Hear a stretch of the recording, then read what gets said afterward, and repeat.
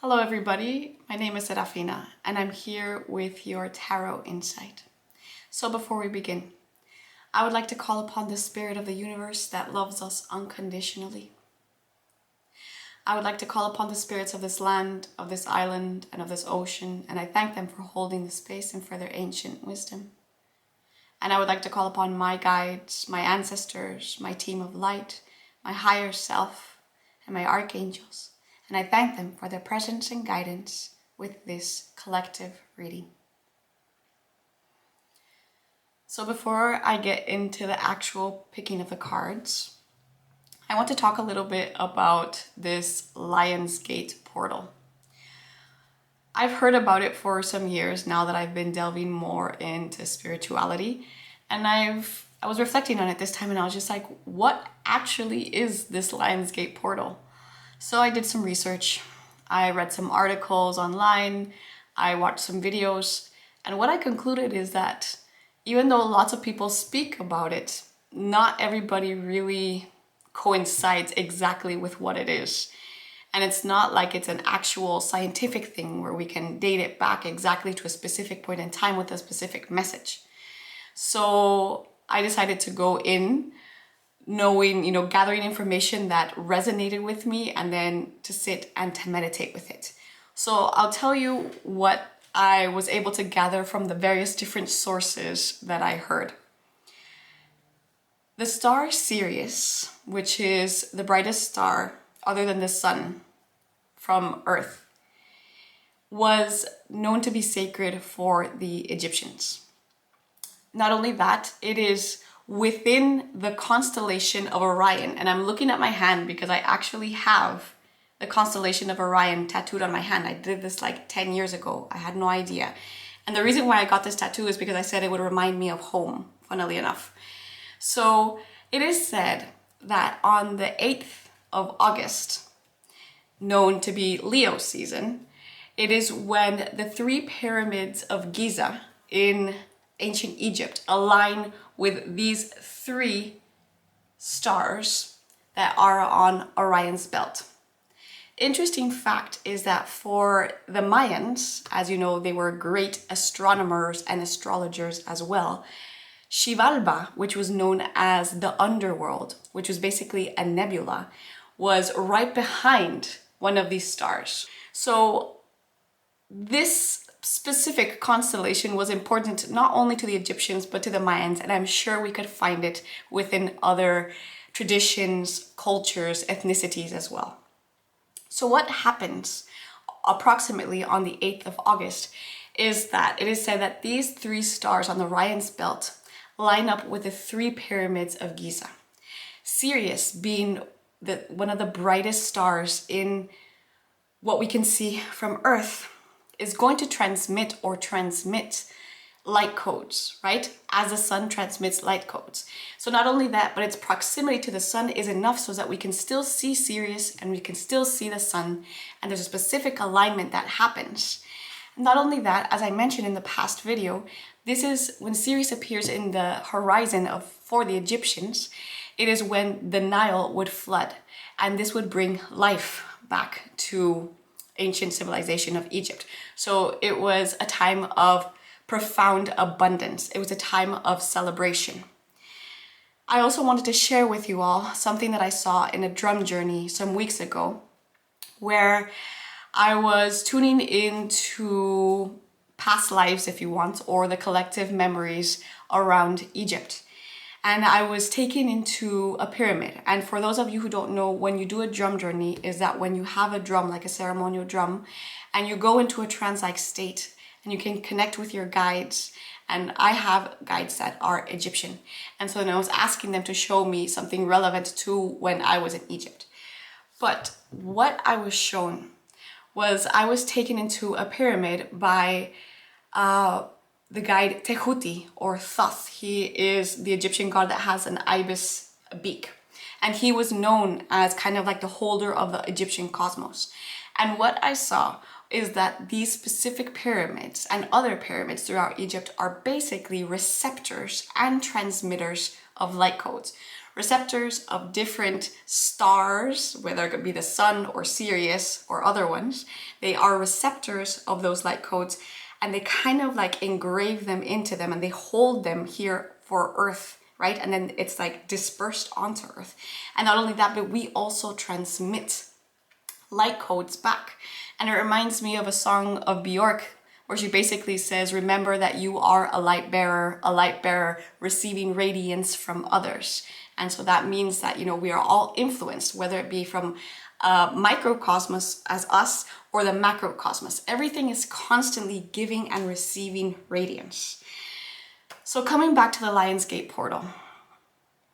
Lion, why? Because it's in August, it's Leo season. And if we also think back to the Egyptians, Sekhmet was a lion-headed goddess, very fierce, and Bastet was the feline, and she was noted to be associated with like fertility and independence and unconditional love and devotion. The feline aspect was also really, really sacred to the Egyptians. Not only that, but if we can think about Leo, about lions, it's all about the heart. The heart is fixed. It has a pump, like when your heart beats, right? And Leo is known as a fixed sign. So, and why 8, right? The 8th of August, and 8 is associated with abundance. It's associated with the infinity symbol.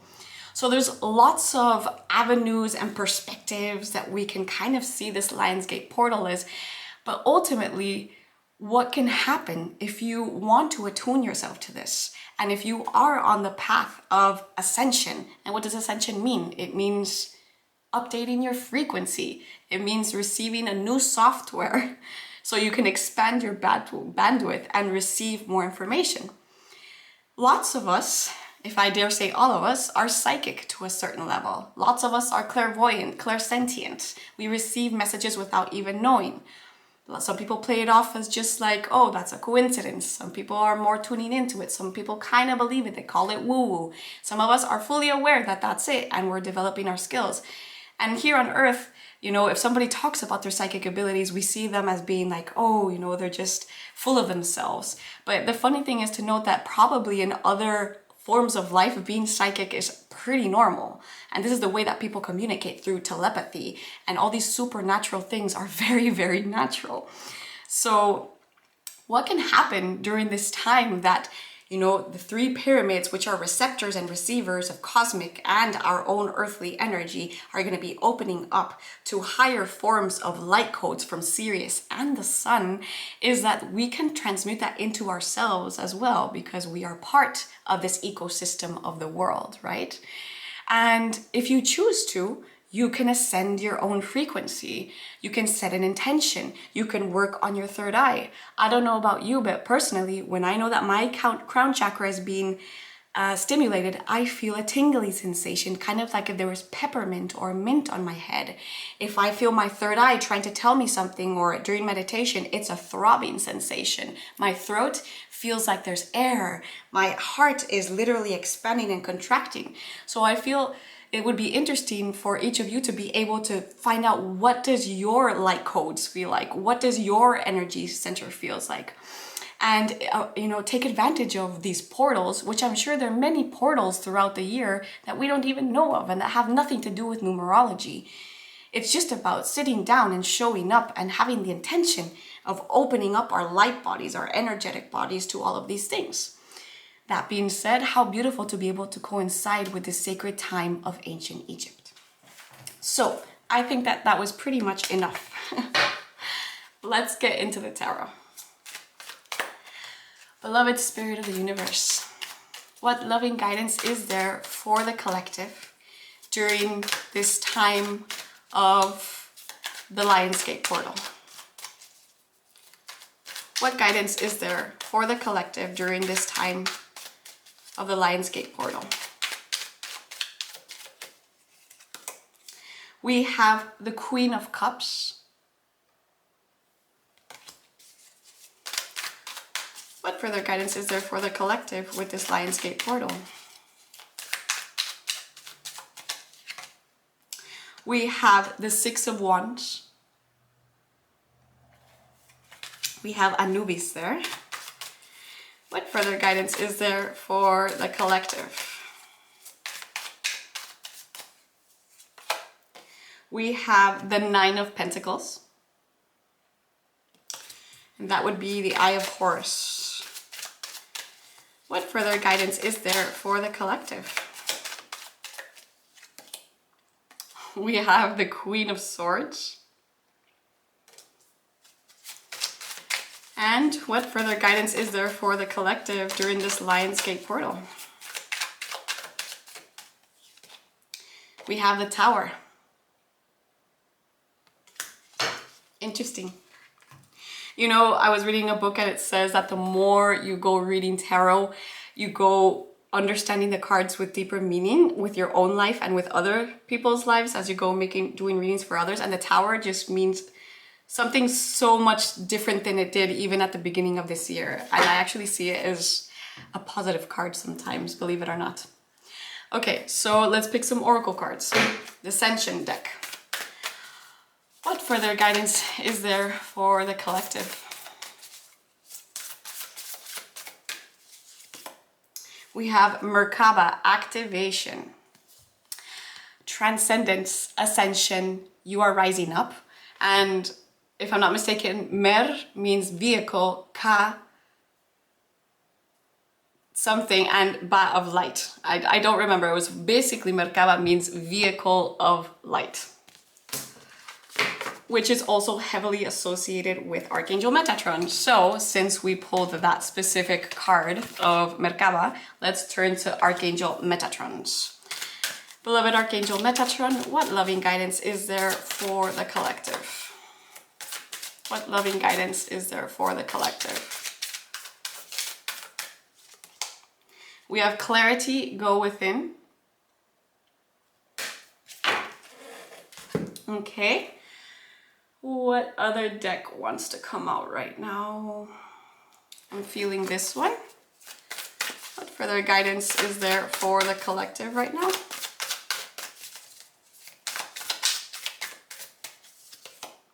We have the Void. I've always loved the imagery of that particular card. And let's pick from the alchemy ones. What further guidance is there for the collective today? What further guidance is there for the collective today?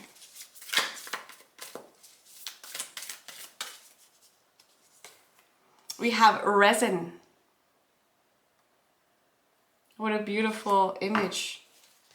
Makes me think of amber. You know, the amber is basically petrified resin.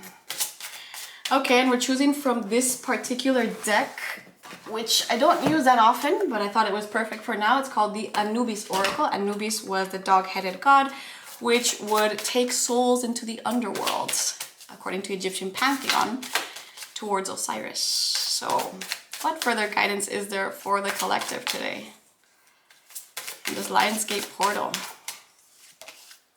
We have the Sphinx with Divine Messenger, Earth Altar, Cosmic Library. Okay, so those are a lot of cards. Let's start just by reading the Sphinx and see what information it has. The Sphinx has mystified the world for thousands of years, and recent research suggests it is far older than initially thought. This deity is carved from one giant protrusion of bedrock, grounded at the heart of Egypt. The Sphinx is a divine messenger of repository of cosmic, akashic, or spiritually informed wisdom. While theories abound about the great knowledge hidden under the Sphinx, in actuality, this being contains the information himself, or she, is the cosmic library. The very granite of the Sphinx's being holds and retains far more than the knowledge of the adepts who did the carving. Indeed, the Sphinx functions as a medium between us and the vast intelligent source of the stars. This mysterious one transmits messages from our ancient ancestors to those that are ready to receive them. When you draw this card, we suggest that you bring your question directly to the Sphinx. Stop, open your heart, and listen. Take some time to prepare yourself by doing the heart breath as you meditate on your enigmatic deity. Listen to how the Sphinx informs you. You'll experience a download from the cosmic library of the ancient future memory from your DNA and your star seed origins. Don't rush the process. This is an opportunity for you to connect with the Akashic records, which hold the inner map of your life and your potential future. As you develop your relationship with the Sphinx, you will strengthen your capacities to open to guidance and fully receive it. This is not only true for divine guidance. This divine messenger can also direct you to other allies on earth. Amazing, right? So the Sphinx is saying there's information in this cosmic library of the Akashic records. This is a divine messenger. If you're seeking for clarity regarding something, please go and ask them. So I feel that some of us are asking for clarity because we also got this card from Archangel Metatron that says clarity, go within. So let's begin the reading. I almost forgot we pulled tarot cards. We have the Queen of Cups. The Queen of Cups is the queen of emotional mastery, of emotional maturity. She is able to be equanimous in the way that she goes about life. She is known to be very nurturing. And so what this tells me is that you are tapping into greater depths of your emotional spheres more than ever before, perhaps. And it even tells me that for some of you, this comes from the maternal line. Why? Because a Queen of Cups can come up when we are healing lots of things related to our maternal line. And remember that sometimes gifts like psychic abilities or healing abilities sometimes jump generations. Sometimes the seed is just there and it comes into a specific, person, right? So the Queen of Cups is all about emotional maturity and being able to ride the waves of life with not emotional distance or apathy. Actually, she teaches us how to feel emotions completely and take important decisions, or being able to be there for others and for ourselves in a way that is healthy, with healthy boundaries. And it's funny that we got the Queen of Swords coming up later because they are similar, right? They're queens, but one is the Queen of Water and one is the Queen of Air. So the big difference between them is that the Queen of Cups is highly psychic, she's highly intuitive, she's good with boundaries, but she has this nurturing quality to her, a very mothering quality to her, and she also speaks to our psychic abilities blossoming. We have the Six of Wands here, and we have Anubis. The Six of Wands speaks of a time of victory, a time when we are able to be recognized within our community, within our friendships, or within ourselves. I've always associated this card a lot with the sun and with Aquarius, and with us being able to stand in our own light. And it's like humility, right? It's like not making ourselves bigger than what we actually are, but standing in our own power on our own throne, kind of like these two queens would. So the Six of Wands also speaks of notoriety, of us coming into a time where we are allowing ourselves to shine. We are allowing ourselves to be seen exactly as we are. And as humans, that can be quite difficult because we are highly flawed as well. It's just part of the human experience. So this makes me think of wholesome. So we have the Queen of Cups who's coming to say emotional equanimity. Right? Equanimity is the ability to be able to navigate through life and not be so moved by everything. We neither attach nor avert to everything that's happening around us, which is something that a lot of the Buddhist philosophies talk about, right? And then with that, with this emotional mastery and being able to kind of like hone in on our abilities, we are going to be able to stand in our power and shine our light in a way that is full of humility. We have the Nine of Pentacles. The Nine of Pentacles is known as the card of sovereignty and independence. And it doesn't mean that this person who is in the Nine of Pentacles that's being depicted doesn't need anybody, right? Because we do need to be around other people. We do have interdependent relationships. We can even have codependent relationships that are not enmeshed, right? But this speaks of a time where we are able to stand in our abundance, in our own garden, and give and receive in the right way, right? Funnily enough, we have the Queen of Swords. The Queen of Swords is very good at setting boundaries. I would say she's even a little bit, you know, the difference between her and the Queen of Cups is that the Queen of Cups will do it with a lot of tact. The Queen of Swords does not really mind about being tact or if your feelings got very hurt. But more than anything, she brings clarity. So can you think of a time when maybe you were confused about something and then all of a sudden you have this epiphany, or you sit down to meditate and the answer is just so clear in your heart? This is a moment of the Queen of Swords, where she's able to not only feel that clarity within herself, but she is able to communicate it to other people. And funnily enough, we're finishing with the Tower.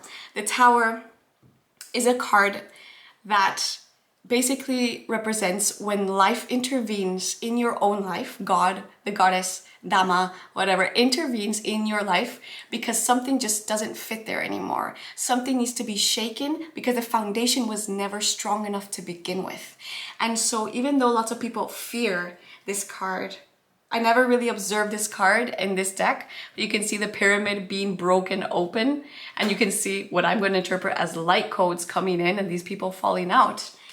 It's a shift in paradigm. It's an awakening, right? And so, you know, from personal experience, I've pulled the Tower cards and I'm like, oh my gosh, something's coming that I'm not gonna like. And then it happens and I'm like, well, that really wasn't that bad. And even if it was painful, I'm actually quite grateful that it happened.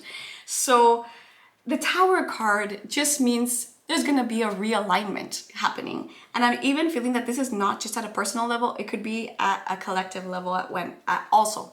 And so this just makes me think about the drum journey that I told you that I had with Tehuti, with Thoth, of how these pyramids in Egypt are receptors and transmitters of light.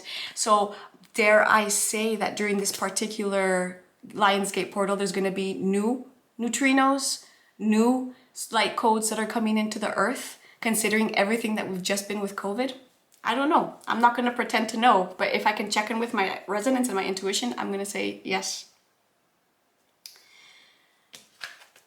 Merkaba, light activation, transcendence, ascension, you are rising up. So this is something I really want to talk about because maybe not all of you who watch my videos want to ascend. Maybe some of you are still dealing with certain things and you're not particularly motivated this lifetime to do the work or to do the ascension. And so I just want to remind everybody that it's a personal choice. Being on a path of ascension is really difficult because you're constantly having Tower moments. You're constantly going through death and rebirth processes. But ultimately what happens is that you go shedding off layers of who you never really were to begin with. You go shedding off layers of trauma, of conditioning, and you're deconstructing yourself, right? But I'm going to say, given that this card is here, you know, Merkaba, you are a vehicle of light, you are a vessel of light, there is transcendence, ascension, and you are rising up. Because I feel that some of us have been looking for clarity. And I am going to talk a little bit about this woman because you can see her in meditation. Those of you who have watched my videos know that I took a 15-day pause, and what I went to do was that I went to what is known as a Vipassana meditation center. And Vipassana is an ancient form of meditation that was taught by the Gautama, the Buddha. And he did not invent it. It came from before. Then he kind of did it himself for enlightenment, and then out of compassion he taught it to other people, and more people could become the Buddha, which basically means enlightened. And so I went to this retreat center for 10 days, and basically you are in complete silence. You cannot talk, you cannot write, you cannot read, you cannot look at other people in the eye, and basically you are meditating 10 hours per day for 10 days. So that's 100 hours of meditation. Meanwhile, you are being instructed by Goenki through audio and through video with Dhamma lessons, which is talks about Dhamma and about the Buddhist philosophy. And they're basically teaching you Vipassana meditation, which is a meditation of self-purification through self-observation. And so what happens is that you connect into the subtle body and you allow your subconscious mind to speak to you. And the reason why I'm talking about this is because I feel that this could be useful to lots of people who watch these videos, because I didn't expect too much from it, and it changed my life. So I'll leave a link below in case you're interested in finding a center that is near you. So What does meditation do? It brings clarity, but not only does it bring clarity, it fine-tunes your body, right? So if we want to be tuning in to these light codes, to this information that's coming into us, it's important to keep our vessel clean, right?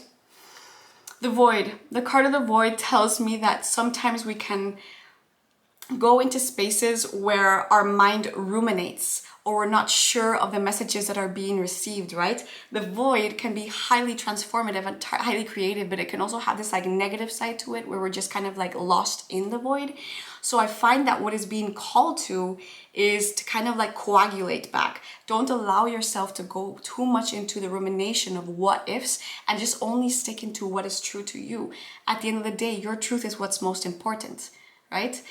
You can listen to other people's truth, but at the end of the day, you have to choose what is your truth, because that's what's gonna propel you forward. I feel like reading from this card of resin from the alchemy book. Okay, resin. Holding, adhering, surrounding. Resin is a miraculous material. It offers both stability and transparency. For centuries, sculptors and archivists have used it to capture an object in time and place, preserving it for observation and adoration. Envision a delicate insect or flower suspended in a paperweight. Such is the alchemy energy of resin. Its qualities are protective, sealing, and hardening. When this card appears, there is a holding that is occurring, either literally or physically. While well-intended, someone may be limiting the one that they wish to protect. There may be an aspect of nostalgia at work in the laboratory, an unwillingness to let go or change. Or on the other hand, the resin card can indicate preservation of that which is most valued, a return to what has been lost. So yeah, the resin has this quality of protecting, but are we protecting things that maybe have kept us into the void, right? So I feel that it's kind of like being able to discern if we have poured certain aspects of ourselves in resin in order to preserve, or are we overprotecting something that's not allowing our light bodies to continue and to continue activating, right? So let's go over the tarot again. The Queen of Cups, emotional mastery, being able to waver through lives with equanimity, being able to accept that everything that is happening outside of us is impersonal to us, not everything is related to us, and from that we act in our own truth, in our own emotional integrity and maturity, and being able to hone in on our intellectual and psychic gifts, because we are allowing ourselves to be seen like never before. We are surrounding ourselves with the right people, with the right frequency. And with that, we are tuning into higher levels of independence, of not needing so much validation from other people, of standing in our own truth, And independence is not just financial. First, it comes from the inside of recognizing that we were born independent. And any sense of attachment that we think we need is actually quite false. The Queen of Swords helps us realize those attachments. Not only that, but she helps us cut away through those unnecessary attachments, lightening the load which has been bogging us down. And with that, an awakening is going to happen. Something is going to come to shake up the ground of what no longer fits into your life right now. And I do have to talk about Uranus. Right now, Uranus is conjunct the North Node. North Node is all about incoming, right? It's in Taurus. So it's all about the incoming fluctuations. It's related to karmic ties. Uranus is known as a lightning bolt that comes unexpectedly to strike things. It was just talking with Mars. If you want to know more about this, you can find your favorite astrologer. They're probably talking about it. So how perfect that this Uranus and Mars conjunct the North Node is happening right around this Lionsgate portal with Sirius. Just have to say, there's important things that are happening. So if you've been feeling, that it's hard to find your equanimity, it's all good. Just come back to sacred places. Come back to places and don't allow your mind to ruminate in what was and what maybe you're trying to preserve at times, and allow yourself to protect what is sacred for you.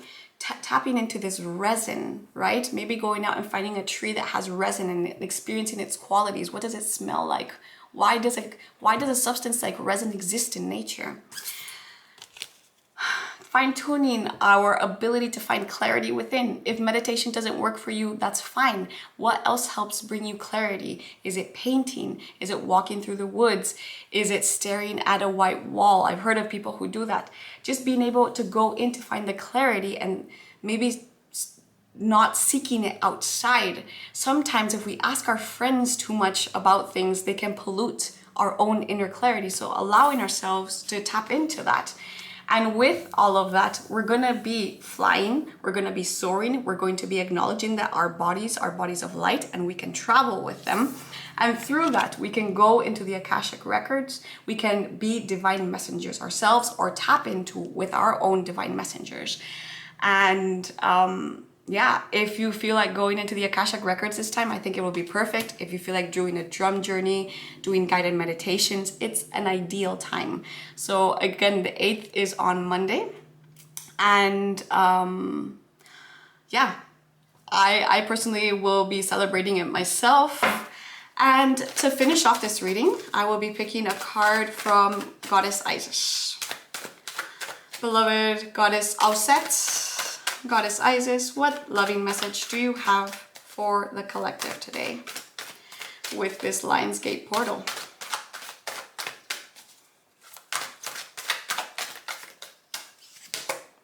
We have the Spirit of Isis, Triumph of the Goddess. Okay. Beloved Initiate, there are times to surrender and let go, but there are never times to give up. Persist with bold faith and inspired action until the impossible happens. Isis has the spirit of triumph and will never fail her quest, no matter how bold or impossible it seems. Believe. So basically it speaks, this oracle comes at a time when you need to know that you will succeed. It is a reminder that you can surrender, let go of attachment as to how it will happen and what it will look like, even if it's frustrating, surrendering the vision to the divine fires yet again, waiting until you feel naturally coming together according to divine timing. The Spirit of Isis is willing to wait until divine forces collide and the miracle occurs.